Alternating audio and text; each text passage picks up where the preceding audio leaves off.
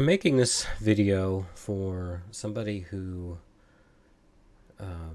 is just maybe a parent, um, is interested in photographing their family, maybe kids, maybe they're about to have kids or have young kids or just family. um, yeah, I guess these are tips for that person. Somebody who's has an interest in photography and wants to capture family life. So, um, okay. So, first thing, first bit of advice I have is photographs are very powerful, in that they can conjure up the associated emotions of the moment. So when I see a photograph, and this isn't just about family life, this is about any photo I've ever taken, right? When I look at it, I might not be able to remember all the details of the day or what year it was or who everyone in the photo is, but I can remember the emotion that I had as the photographer. And I'll know when I'm looking at pictures of my family if that was a moment where I was really happy, if that was a moment where it was just me trying to get a cool shot, if I was distracted, or if I was frustrated, or if maybe my kids didn't actually want me to be taking the picture, or if I was scared, right? I remember those feelings.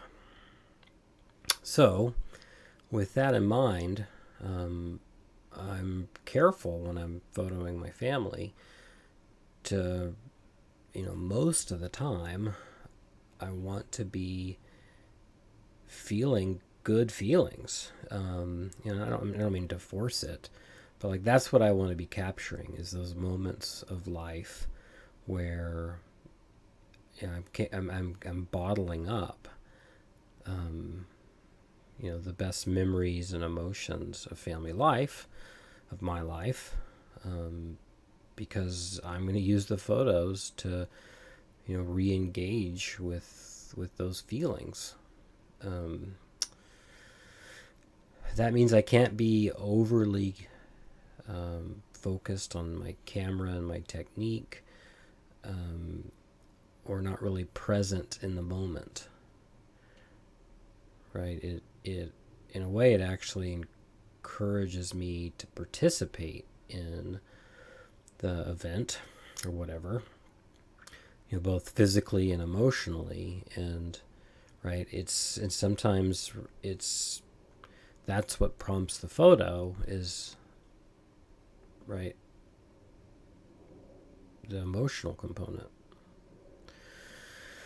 I don't have a lot of examples today. This is more talking points, but right, this is a good example of a photo where this was a really great day, with my family, and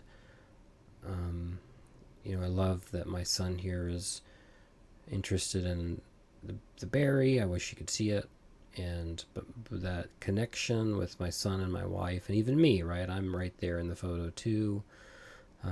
This is a sweet moment, a sweet day, and a sweet moment for us. And with how sweet it is for my son to be interested in these little berries that we're picking, and the closeness of my wife and my son, and I can feel it, right? And I'm not just projecting it, right? I'm remembering it.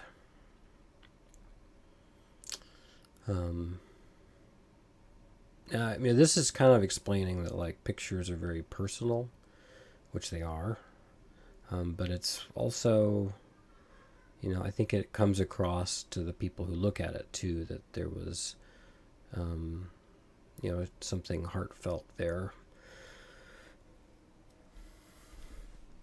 Now, not every photo's like this, right? Sometimes you just take the picture because it's a milestone moment, or it's funny, or it's somebody being silly or whatever, right? There are other pictures that I take that that aren't about this deep emotional thing. Um, so I don't know if I have an example. I mean, sure, here's one, right? It's like, I think this is a cool photo. I like that the bubbles showed up. I like that the bubbles kind of lead your eye to what is camera flare.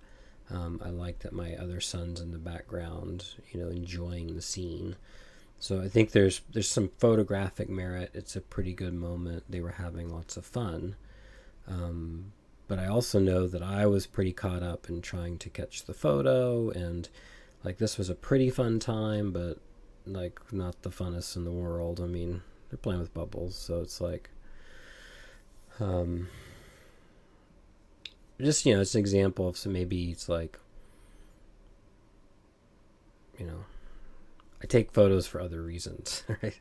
But so I like it when there's like a really great emotional component, um, but that's not always what it is. And here's one where, um, a little bit of, I really prefer candid, right? 99 times out of 100, I just wanted to shoot candid photography. This one I had them. I said, "Hey guys, put your hands next to the strawberries," and I knew when I was taking this, I was like, "That's these are their little hands that pick these strawberries, and they're gonna grow up, and they're gonna have big hands, and I'm gonna cherish this photo for their hands." Um, and I'm aware of that when I'm taking the picture, um, kind of knowing, what purpose this will serve, right, for me down the road, adds significance to it, even in the moment of capture. Um,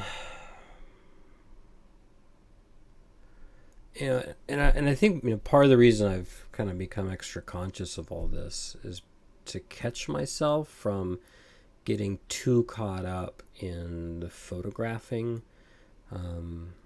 especially with, I used to shoot 2,000 pictures a day. I mean, not 2,000, but 2,000 in a week or a weekend, right? And I would just click, click, click, click, click, click. I was constantly clicking and looking for cool shots, and detracting really from being present, and participating. And it was I had to catch myself a little bit. All right. So that leads to my next point, which is sometimes you put the camera down. All right. Sometimes you put it down for, right, people are eating. Right. Same reason that, most people don't want to be photographed when they're eating. Put the camera down. Right. It's a good time to put the camera down, but I mean even more than that. Right. Sometimes go on a trip without your camera. Right. Or if you're just not feeling it, don't force it. Right. It's just just as much about when to shoot as when not to shoot it. You can overdo it, and it can become more about, it enriches when you do it and you have it. Sometimes not, and yeah. So I practice taking mental photographs. Right. It's like I don't have my camera, but I'm going to take this one with my mind. Right. I kind of talk myself through it. I even maybe visualize it, kind of capture a moment. I think a little bit like a camera, and I log it in the memory bank, which is actually sort of good practice for like when you do have the camera, and being able to visualize and see photos even when you don't have your camera.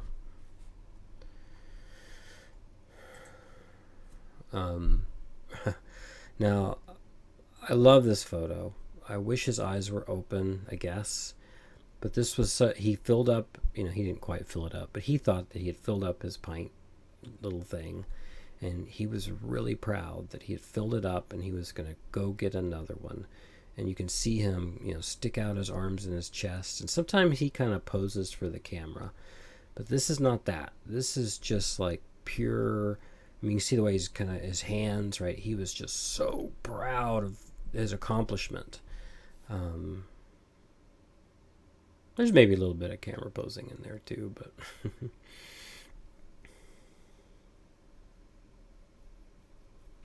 now I like to shoot with a rangefinder camera. I didn't start with a rangefinder, but I found rangefinders through a series of Fuji cameras, and what I really like about them for family life photography is that it's more out of your face. It's more to the side of your face, right? It's just that little window that's in your front of your eye, and then it's so easy to pull the camera away 1 inch and for the camera not to be in front of your face. And I use that a lot when I'm shooting, where, right, I don't know that I did it here, but for example, right, is I can kind of compose and focus ahead of time and then move the camera 1 inch to the right, and now I have an unimpeded view, right? I'm just looking at the scene. I have nothing in front of my face.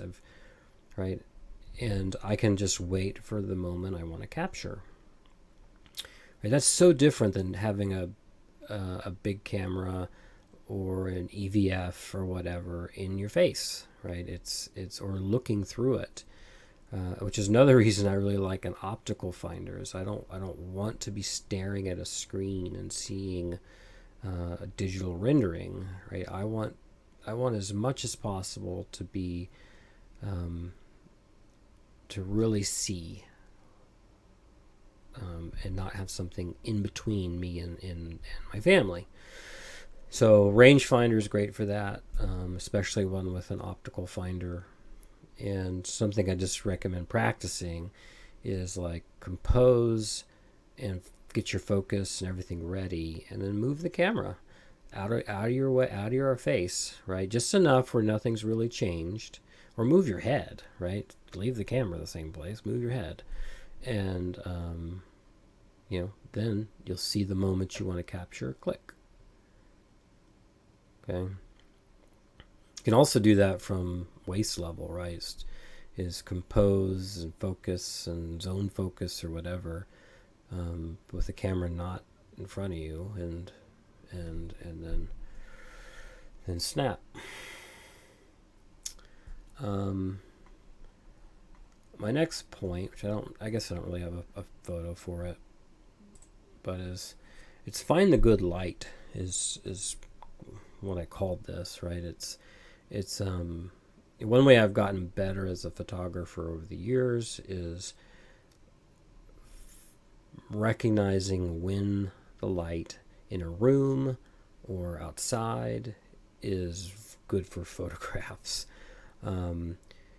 There's a little bit of two fields of thought there, that some people are like only shooting good light, and others are like, no, like you gotta be able to shoot anytime, anywhere. I practice both, but generally for family photography, right, I'm really, whenever I get to a new scene, I'm looking for the best light, whether that's in my house, outside in the yard, or where we went here. I like backlighting. But I also like a light to be on the face. Faces benefit a lot from side lighting, and usually a gentle light and window light, and I mean this is could become a giant lesson about lighting. But just I encourage any photographer, right, to just study the way light impacts your photographs. Something as simple as like put somebody in a doorway and step outside so that the sunlight hits them, but they're kind of in the doorway, so what's behind them is not really in the light. and then, or just kind of in the evening time, right, when the light's coming in your house through the windows, but it's a soft light, maybe a window that's not getting direct sun, and maybe has a curtain pulled, and right, or dappled light, or coming through the tree, just interesting light. It's which is this the perfect? I just picked random photos, sorry, but this is. I will say I love this moment. Right? I love this moment. My son doesn't really know that I'm taking his photo, even though I'm 6 feet away. He's so caught up in looking underneath these strawberry bushes to find little strawberries, right? And there's mom doing the same thing, a few rows away, and I just love that I caught his little eye just looking, right? And again, like I'll cherish this one, right? And and I did a good job of when I took it, right?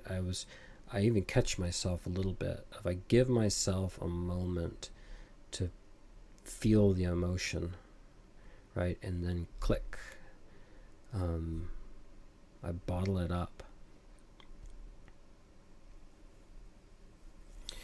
I really lean towards candid. I think I benefited from, let's just change the photo here. I really benefited from Fuji, the Fuji X100 series and other Fuji cameras, where I could practice candid photography, and you can use ISO 6400, and you can you've got autofocus, and it's a small little camera. So I got lots of practice with candid photography, being fast, nailing my focus, not having to think about shutter speeds, and auto ISO, and just boom, boom, boom. And that just got me kind of fluent in candid photography. And then I noticed when I would flip to Leica M photography, that like I was more likely to want people to pose, or kind of portraits, or needing them to smile, because it was a little bit, in a way, it was like I didn't quite have the shutter speeds I would need, and took a little bit of time to focus, and I noticed kind of slowing down, and almost kind of pulling away from candids. But I did get better, and I got to a place where I could be fast and anticipate, and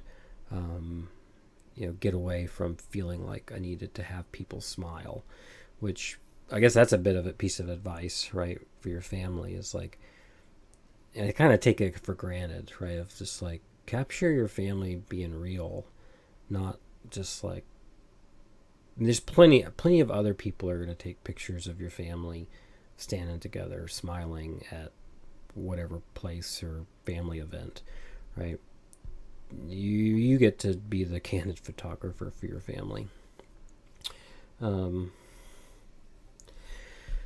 right, my last little bit of advice is let your kids, once they get old enough, take photos too. I already know that some of my favorite photos 10 years from now are going to be pictures that they've taken, right? When they were young, I got them Fuji Instax cameras, and they take pictures of crazy things, right? Their blanket, the cereal box, their stuffed animal, their self, their foot. But that's awesome. I love their collection of photographs, and as they've gotten older, right? Ellery, my oldest, he has a digital camera now, and I have him shoot memory cards, and he makes little videos and pictures. And right when he gets to the end of his memory card, I just give him another one, right? And we're gonna store them up, right? And I'm, and George is gonna get one too, right? And I'm gonna have a collection of family photographs that they took, things that were important to them. I think I got that idea from, there was a company, a nonprofit out of Golden, Colorado that was called, Shoot Cameras, Not Guns. And it encouraged, and it was also similar to an idea. Oh, I wish I could see that. It was a documentary I watched of, right, it was hard to get in some to some like red light districts as a photographer, but they taught the kids that were in red light districts how to use film cameras, and so they were able to kind of do a documentary about particular red light district through the photos that the kids had taken, and then it became a traveling photography exhibit. And so there's these ideas that sometimes the best photos are taken by kind of what we think of as the subjects. So, all right, final thoughts. I don't know. This is just off the cuff. I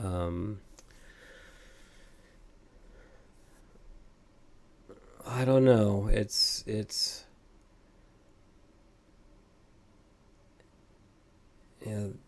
these pictures ultimately are.